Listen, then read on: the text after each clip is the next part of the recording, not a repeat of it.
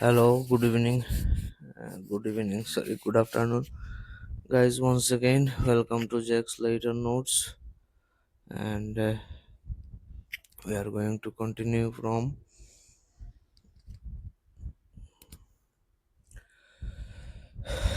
the previous session of 4, I guess. So, anyway, let's go. Like, share, and subscribe for any educational purposes and all sorts of things. And yes, social studies, social science. This is set 5.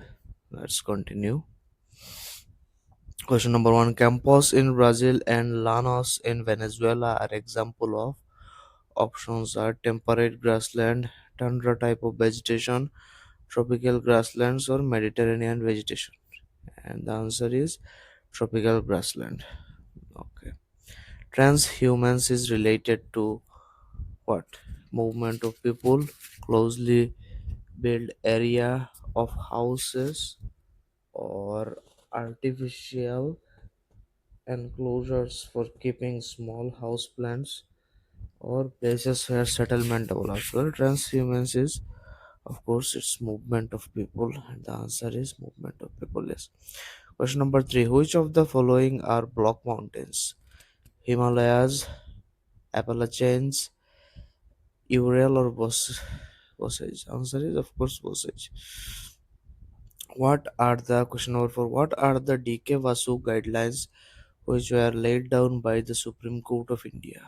Options are guidelines related to prevention of sexual harassment at workplaces, guidelines related to protection of children from hazardous employment, guideline related to protection of women from domestic violence, or guidelines related to the procedure to be followed by police for arrest, detention, and interaction. So, DK also is about police guideline related to the procedure to be followed by police for arrest, detention, and interrogation. Question number, well, here's a bit elaboration on that. We thought about doing more elaborative stuff, and yes, we did truly elaborate in CTP. Check our other videos, and SST also we elaborate them as much as we can, put in a time record or anything. Yeah, but we did, here's the TKVASU guidelines for the arrest, detention, and interrogation of any person. What is it? Means a person arrested, detained, or being interrogated has a right to inform a relative, friend, or well-wisher. When a friend or relative live outside the district, the time, the place of the arrest, and the venue of custody must be notified by the police within 8 to 12 hours after arrest. So this type of thing, you understand it, right?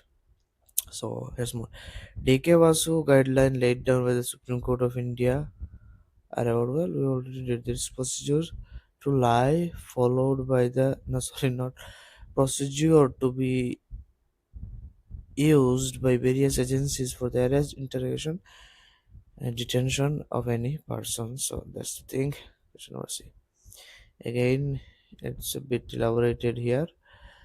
Police officials who carry out the arrest or interrogation should wear clear, accurate, and visible identification and name tags with their designations, right?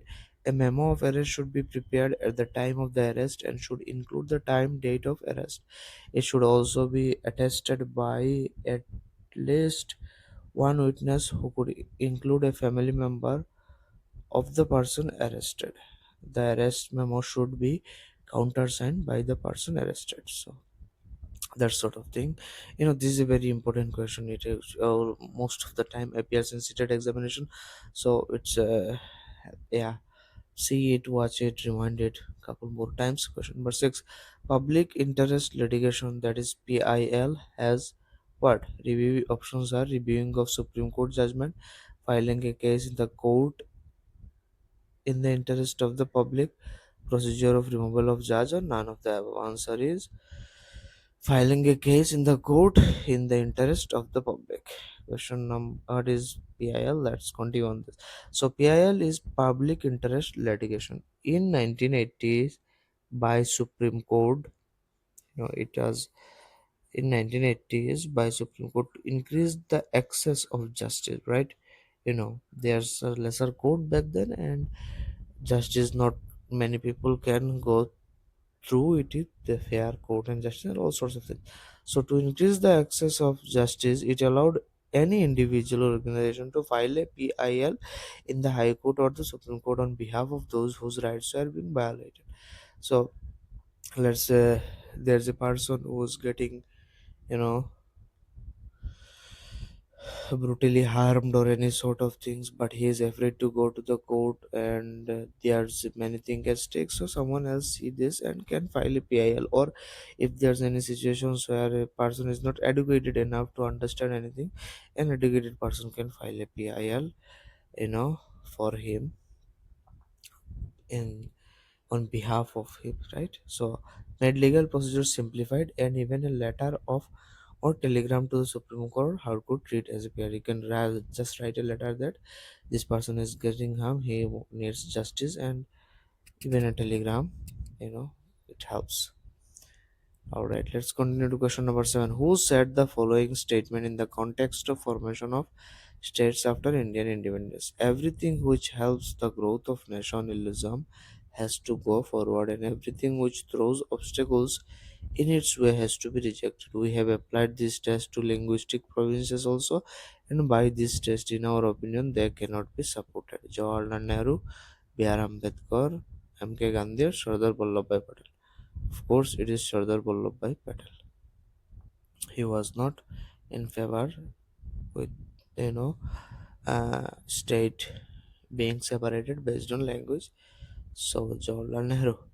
Question number 8. Which are the three main factors that cause population change? Birth, death, and marriage, birth, death, and migration, birth, death, and life expectancy, or birth, death, and unemployment. Answer is obviously birth, deaths, and migration. Births, deaths, and migration, because migration meaning transhumance movement of people from one place to another, migrate from one place to another. Birth, that is being birth and death, and being birth means population increases, death means decreases, and migration also decreases, but in sometimes increases, because emigration immigration happens, some place that it filled with people, some place getting empty, so that sort of thing. Question number 9. Article 39A of the Indian Constitution places a duty on the state to provide to the citizens reservation of seat in the public universities, legal aid, public distribution system,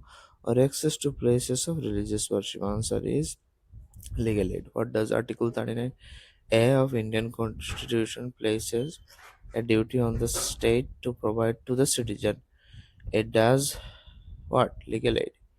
Question number 10. Which one of the following industries rose in the world? Wool industry due to sheep rearing. So wool industry due to sheep rearing or yak rearing. Leather cannot happen. There were no camel in Wales. Agriculture, I don't think agriculture happens. Belt has a big presence, so sheep or yak is your answer. And the answer is sheep. Wool industries due to sheep rearing. Yes.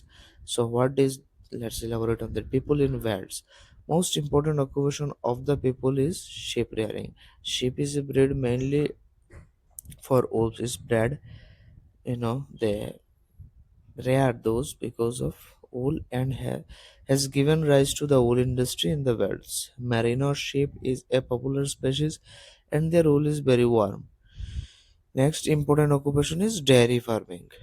Cattle are reared in the warmer and wetter regions. Dairy products like butter, cheese, and are produced for both domestic supply and also for exports. The wells have rich reserves of minerals. Iron and steel industries has developed where coal and iron are present. Gold and diamond mining are major occupations of people of this region. Johannesburg is known for being the gold capital of the world. You have heard about it. There's many movies they shown this place. Kimberley is famous for diamond mines. So remember those two terms. They might be able to come in upcoming CTET exam. Say what is the gold capital of the world? Johannesburg, or more complicate these questions. So understand and remember these facts that Johannesburg is known for being the gold capital of the world, and Kimberley is famous for its diamond mines. So mining of diamond and gold in South Africa led to the establishment of trade ties with Britain, and gradually South Africa became a British colony. You know, that sort of thing. Question number 11. Which of the following is true for casual workers? They have job security. No, casual worker does not have job security. It's the government job. Government workers has job security. Number 2. They are employed when the employer gets large orders during certain season. As that's how they got employed. So option 2 is correct. 1 is false. And the options are 1, 2, both 1 and 2, neither 1 or 2. The answer is only 2. Yes. Question number 12. What is meant by casual employment? So the options are: worker are not given uniform and have to come in casual wear. No, that is false. Worker have the choice of coming to work whenever they want to. Well, that is not also mostly correct. But yes, casual wear can come to, but then there's pressure that it's not their security of getting jobs at anywhere, anytime they come and go. That's not happen, I guess. Option C is workers are called to work only when the employer needs them. So that is more elaborate, more correct. So the answer should be C. Workers are employed for fixed period of time. They are not fixed, but sometime in casual, some seasonal works that happen. Yes. So the answer is more appropriate answer is C. Workers are called to work only when the employer needs them. Question number 13. In what way did the amendment to Hindu Succession Act in the year 2005 benefit women? It provides women with an equal share in the properties, parents' property. So that is your answer. It provides more property share to daughter in comparison of it does equal share. So all the option R is false. Option A is correct. It transfer entire property. It provides to daughters or sons. No, it doesn't provide equal opportunity. So the answer is one. It provides women with equal share in the parents' property. 14. The Hindu Succession Act 2005 has made it possible for what? Daughters to get equal share in the parents' property, men to have rights in their sister dowry and property. No, answer A is correct. Both A is true, B is false. So the answer is A is true, B is false.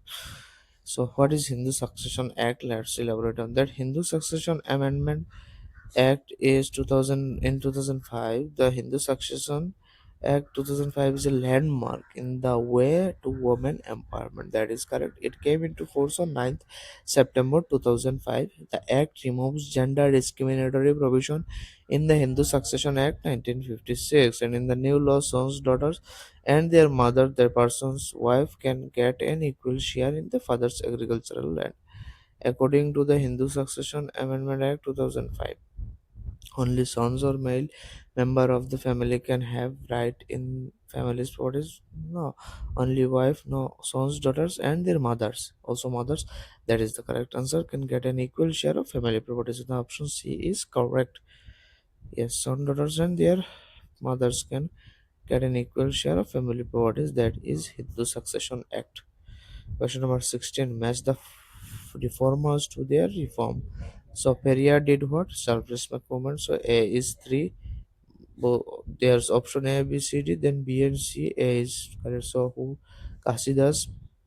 What? Satnami movement. B is what? 4. So the answer, yeah, well, B and C both are true. So but yes, C is 1. Then comes Keshav Chandra Sean is Brahma Samaj, and Henry Diroj is Young Bengal. So if you know Henry Diroj, that is Young Bengal, you get your answer. That is C, because yes, C is correct. And there are more. Here are more elaborate version. Who did what? Atmiya Shobha was by Rajaram Mohan Rai, 1815 Calcutta. Then Brahmo Samaj also by Rajaram Mohan Rai, 1829 in Calcutta. Brahmo Samaj of India was by Keshav Chandra Sen, 1866 Calcutta. Young Bengal Movement, Henry Vivian Derozio, 1826 also Calcutta. Tattva Bodhini Shobha, that is Devendranath Tagore, 1839 also Calcutta. Majority of them are in Calcutta. Theosophical Society, H.B. Wallasby and Colonel Olcott, 1875, New York. Well, yeah, well, here it is. So what else? Ramakrishna Mission by Swami Vivekananda 1897 in Vellore. So remember those. And question number 17. The Sargent Plan announced in year 1944 was related to what? Post-war military development in India, post-war education development in India, post-war economic development in India, or post-war agriculture development in India. Answer is post-war educational development in India. So Lord Wavell was the Viceroy of India in 1944, and the Sargent Commission was constituted under the chairmanship of John Sargent to raise the standard of education in India like Britain. It recommended the introduction of free and compulsory education for all Indian children in the 6 to 11 years age group. The plan aimed to bring about universal literacy in India within 40 years of its introduction, that is by 1984. So that is what Sargent Commission. So if Sargent Commission executed, then by 1980, right now the education of India would be much higher, because free and age group election we implemented around 2000 or 2001, but they did that in 1944. That was their plan, and if it happens by 1984, right now India would be much better place, if Sergeant Commission was gone with it, but we still be slave of British, so that's the thing. Question number 18. The painting called Krishna Sandan was done by options Nandlal Bose, Avanindranath Tagore, Okakura Kakujo, or Raja Ravi Verma. Answer is Raja Ravi Verma. So, painting called Krishna Sandan was written by who, but painted or done by who? Raja Ravi Verma. Remember this question, this is a very important one. So, Ravi Verma was one of the first artists who tried to create a style that was both modern and national. He mastered the Western art of painting, and realistic life study, but painted themes from Indian mythology like scenes from Mahabharata or Ramayana. Krishna Shandan was one of the example of paintings by Raja Ravi Verma. Question number 19. Putting out system is what? Wherever merchant sells their merchandise on installments. No, that is wrong. Whereby merchant force laborers to work for extra hours. False.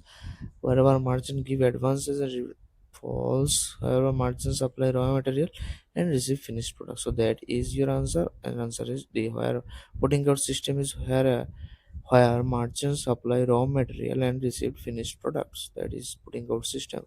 Putting out system, the arrangement between the weaver and merchant, in which merchant provides raw materials to the weaver, who in return are given by a small sum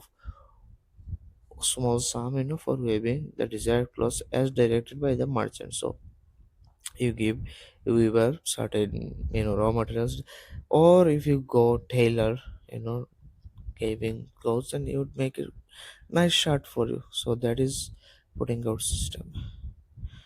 Question number 20. The arrangement between a merchant and weavers whereby farmer supplies the raw material to the latter and receives the finished product from the weaver is known as what? It is right now it's called putting out system. So the answer is of course putting out system.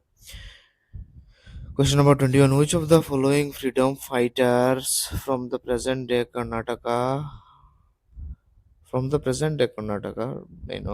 when freedom fight happened, that was on Karnataka, I think, organized Prabhat Ferries? So Rajni Naidu, Ambabai, uh, Begum Hazrat Maul, or Vijaya Lakshmi Pandit? So answer is, I think, Ambabai.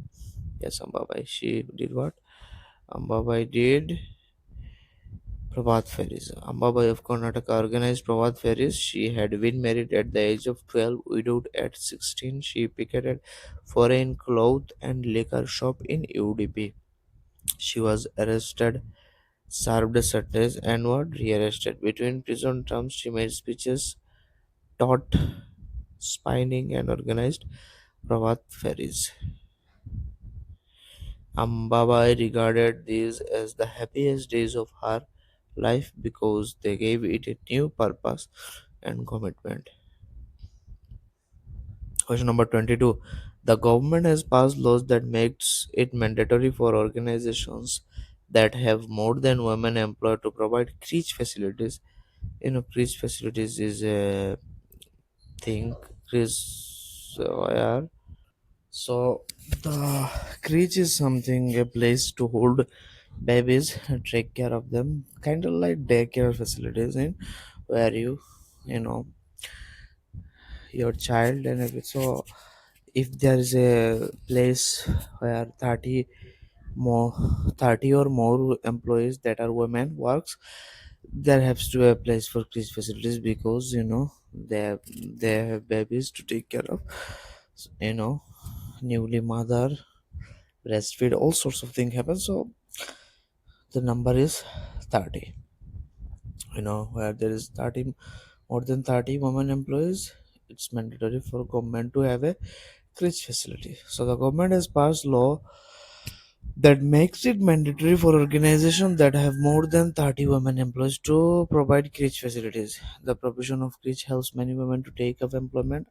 outside the home. It also makes it possible for more girls to attend schools. Yes. Well. Question number 23. Which of the following social reformers used the ancient texts to suggest that widows should remarry? Swami Dayanand Saraswati, Rajaram Mohan Rai, Vera Salingam Pantulu, or Ishwar Chandra Vidyashagar? Answer is Ishwar Chandra Vidyashagar. He did use in ancient texts to suggest that widow could remarry. He also did, let his son marry a widow to prove that point and fight that war. Ishwar Chandra Vidyashagar used the ancient text to suggest that widows could remarry. His suggestion was adopted by British officials and a law was passed in 1856 permitting widow remarriage. In Madras Presidency, Verasalingam Pantulu formed an association for widow remarriage. So he is also involved in that. Question number 24. Who said, I cannot possibly bear the idea that a man who has got wealth should have the right, who have the vote, or that a man who have the right to vote, actually, there's some error, or that a man who works honestly by sweat of his brow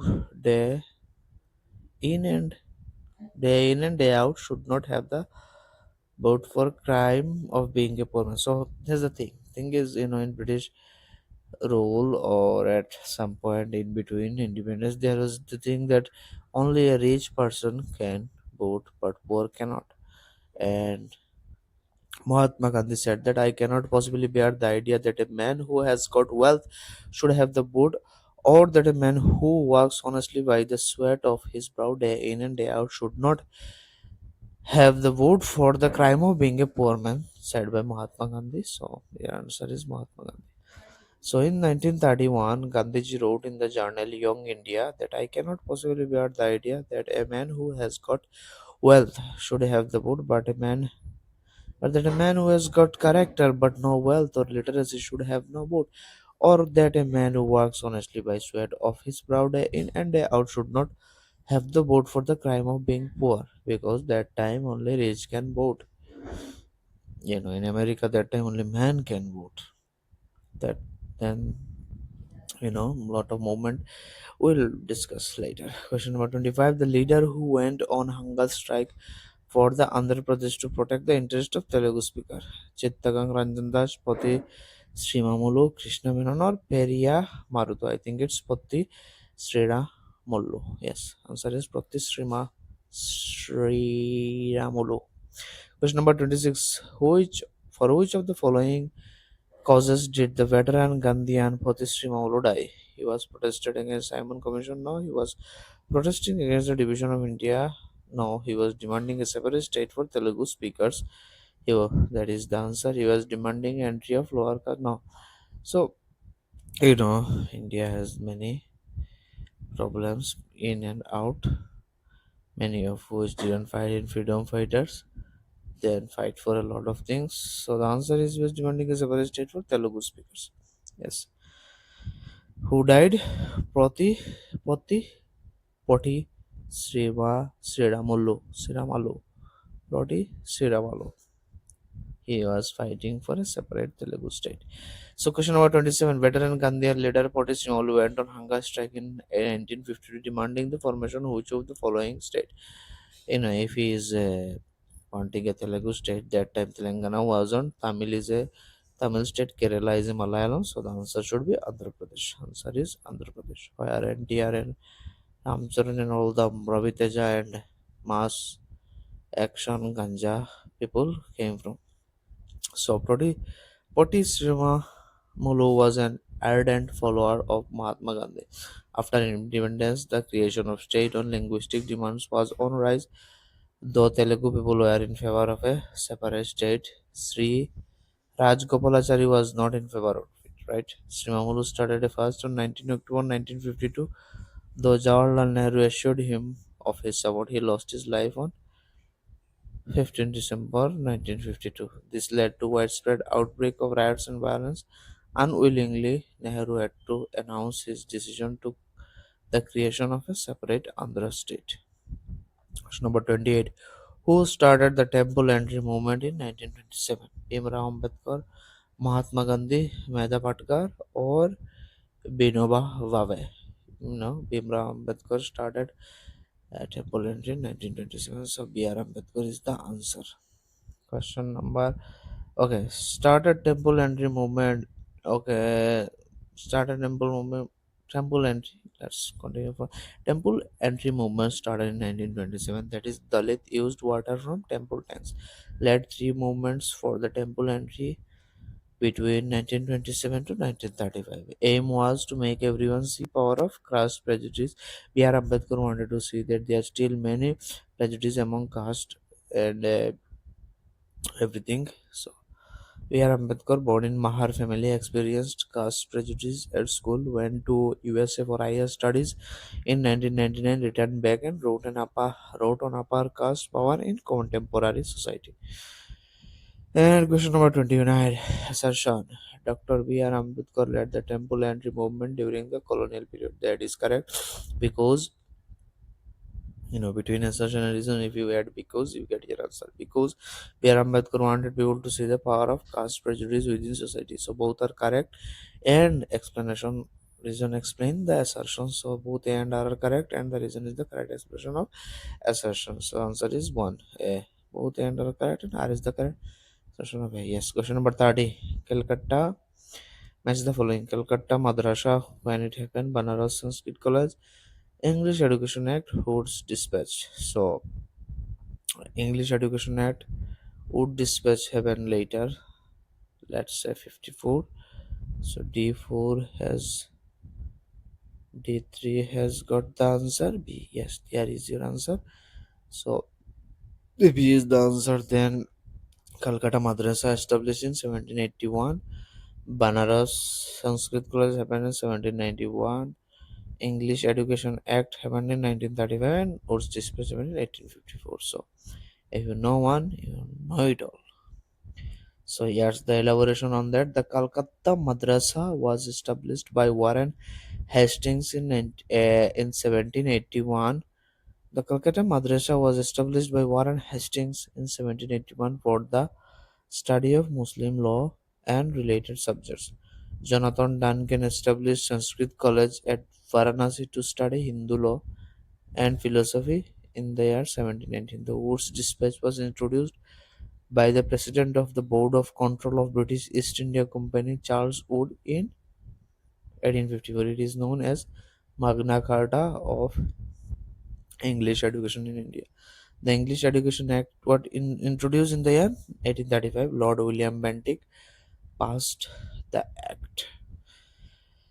So you see the fourth thing. With the objective in view of madrasa, a madrasa was set up in Calcutta in 1781 to promote the study of Arabic, Persian, and Islamic law, and the Hindu college was established in Benares in 1791.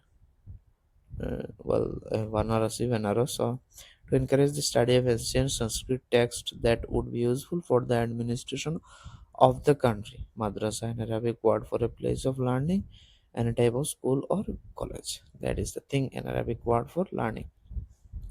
Thomas Babington Macaulay, he saw India as an uncivilized country which was in dire need of civilization.